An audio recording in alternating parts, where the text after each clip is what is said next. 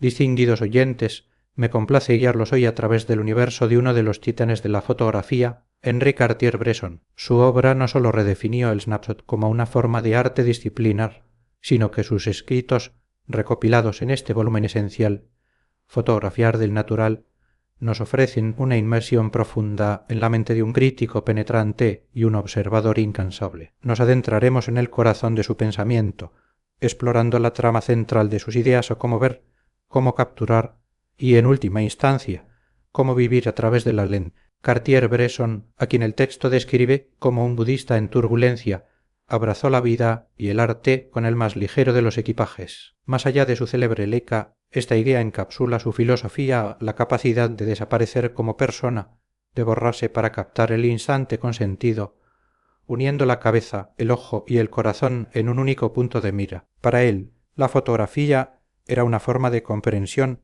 un grito de liberación, nunca una mera demostración de originalidad. Rechazaba categóricamente la fotografía fabricada o puesta en escena, considerándola sólo con interés sociológico o psicológico. Concebía su cámara como un cuaderno de esbozos, una herramienta de intuición y espontaneidad, buscando la imagen que surge naturalmente de la realidad. Este enfoque se basaba en el respeto por el tema y por uno mismo, guiado por una profunda sensibilidad y un sentido de la geometría, alcanzando la simplicidad de expresión a través de una economía de medios. Su divisa, la anarquía, es una ética, y la influencia del budismo en la búsqueda de la armonía subrayan su compromiso vital con el arte. La piedra angular de su pensamiento y su práctica se cristaliza en su concepto del instante decisivo. Desde su infancia, la pintura fue su primera pasión y el cine de maestros como Griffith o Eisenstein, junto a la obra del fotógrafo Atfet, afinó y educó su mirada. El descubrimiento de la Leica en 1931,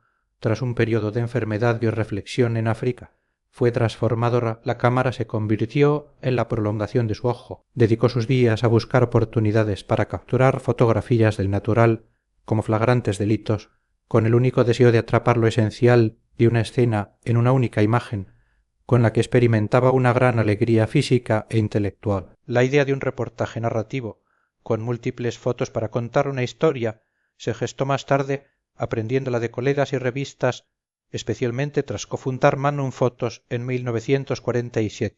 Fue entonces cuando este amateur se consolidó como un profesional serio, dejando atrás el diletantismo. Para Cartier-Bresson, el reportaje fotográfico era una operación progresiva de la mente, del ojo y del corazón para expresar un problema, fijar un acontecimiento o plasmar impresiones sueltas. Reconocía que a veces una sola foto rigurosa y resonante podía bastar, pero a menudo la riqueza de la realidad exigía una secuencia, nunca una puesta en escena, que consideraba una falsedad. La abundancia de lo real demandaba cortar del natural, simplificar, requiriendo una conciencia constante de lo que se hacía. No había soluciones estándar ni recetas, solo la necesidad de estar preparado, como en el tenis. La memoria era vital, pues lo capturado era efímero e irrepetible. La fotografía no permitía rehacer el trabajo una vez que el momento había pasado, lo que generaba la angustia inherente a su oficio. Reconocía la intrusión inherente al fotógrafo, quien debía aproximarse de puntillas,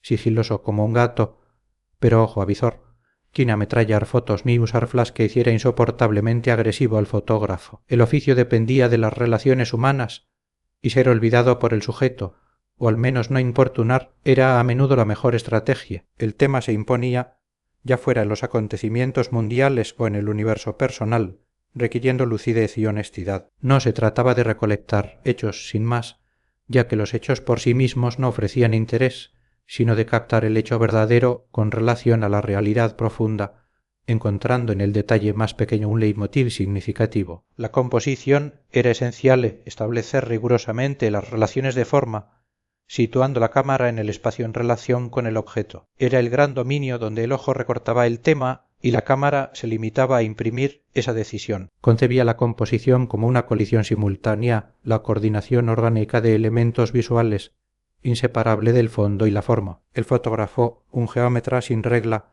medía y evaluaba con movimientos mínimos una ligera flexión de rodillas o un desplazamiento milimétrico de la cabeza, componiendo intuitivamente en la fugacidad del instante. La sección áurea residía en el ojo y cualquier análisis geométrico era siempre posterior a la toma, una reflexión, no una guía preestablecida. Rechazaba firmemente el recorte posterior en el cuarto oscuro, pues destruía la composición original y la integridad de la visión. La técnica, para él, era un medio, nunca un fin en sí mismo. Los avances ópticos y químicos debían servir a la visión, no ser objeto de fetichismo. Se mofaba de la obsesión por la nitidez o por el flow artístico de otras generaciones, considerándolos alejados del verdadero propósito. La cámara era un instrumento, no un bonito juguete mecánico. Su manejo debía ser un acto reflejo, liberando la mente para la captura del instante y sus valores que debían respetarse en el laboratorio. Como reporteros, él y sus colegas eran proveedores de información en un mundo apresurado, conscientes de la responsabilidad inherente al juicio sobre lo que vemos. La colaboración con las publicaciones ilustradas era vital,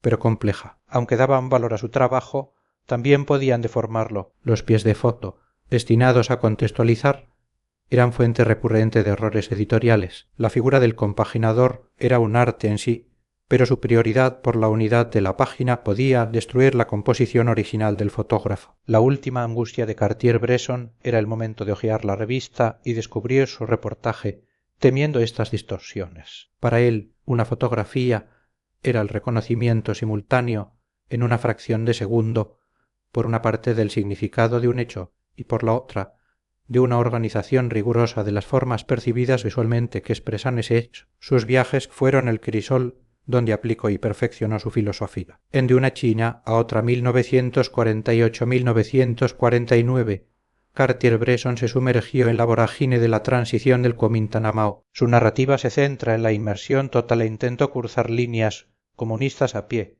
blandiendo un pañuelo blanco y un pasaporte francés, y observó la disciplina espartana del ejército campesino. Relata la curiosidad y la extrañeza cultural del pueblo de Nankín ante la llegada de estos nuevos soldados tradicionalmente despreciados. Años después, vincularía la disciplina de entonces con la ignominia de Tiananmen en 1989, demostrando una visión crítica a largo plazo de los acontecimientos. Su estancia en Moscú 1955 fue un estudio de la vida cotidiana bajo el régimen soviético, prefiriendo el tren para absorber las diferencias culturales a lo largo del trayecto.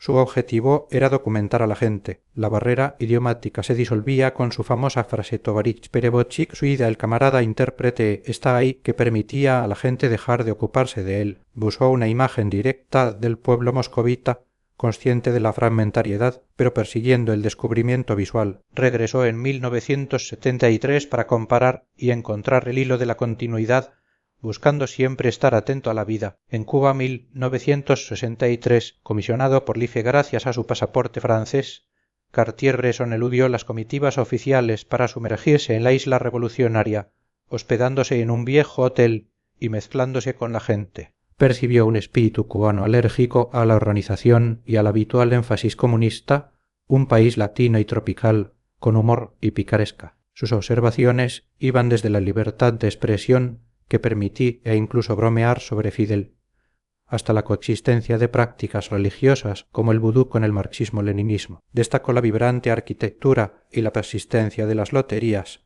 y más discretamente la prostitución. El Comité para la Defensa de la Revolución, aunque hacía un trabajo social, representaba una inquietante invasión de la vida privada. Retrató al Che Guevara, a quien describió como un hombre violento y realista, de mirada magnética y gran revolucionario. Finalmente se encontró con Fidel, un mesías y un mártir potencial cuya presencia transformaba el ambiente y cuya oratoria cautivaba, aunque con humor.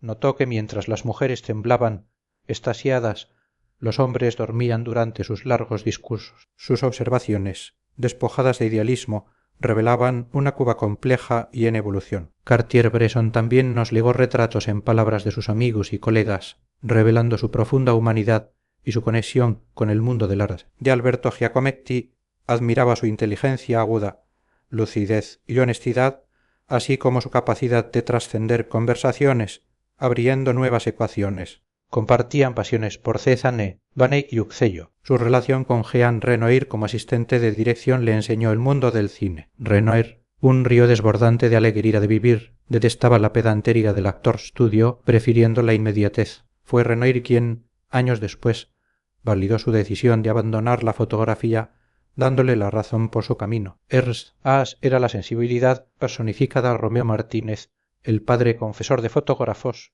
y Robert Doisneau, la risa compasiva y las réplicas profundas. Sarah Moon, en su documental, capturó su esencia, su lucha por evadir la cámara y su idea de que en fotografía el instante es su propia pregunta y a la vez su respuesta, donde gesto y espíritu coinciden. Para él, la segregación de la fotografía en un gueto de especialistas era lamentable. Su objetivo era estar en la vida y captar el instante en su plenitud. Robert Capa era el gran torero, un jugador empedernido que se debatía generosamente. André Kertész, su obturador, hacía sentir el latido de su corazón con una chispa de Pitágoras. Con André Breton, el rey sol del surrealismo, cultivó una relación que le enseñó a dejar que el objetivo explorara las huellas del inconsciente y del azar. Recordaba su imponente presencia y su renuencia a ser fotografiado, un profesor indulgente que lo reprendía por el sonido de su Leica. Sobre la fotografía y el color, Cartier-Bresson fue pragmático. El color era un medio muy importante de información,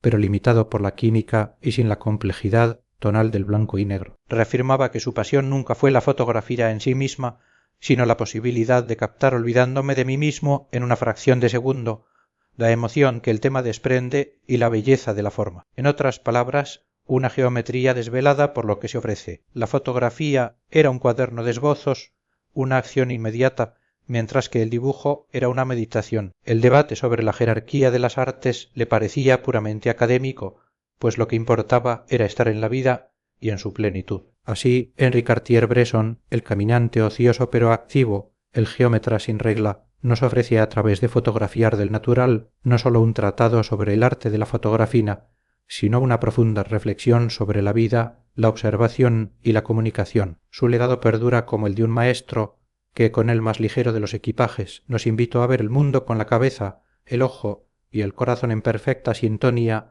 capturando la eternidad en un instante fugaz. Su visión sigue siendo una guía invaluable para cualquiera que aspire a comprender y expresar la complejidad de la existencia.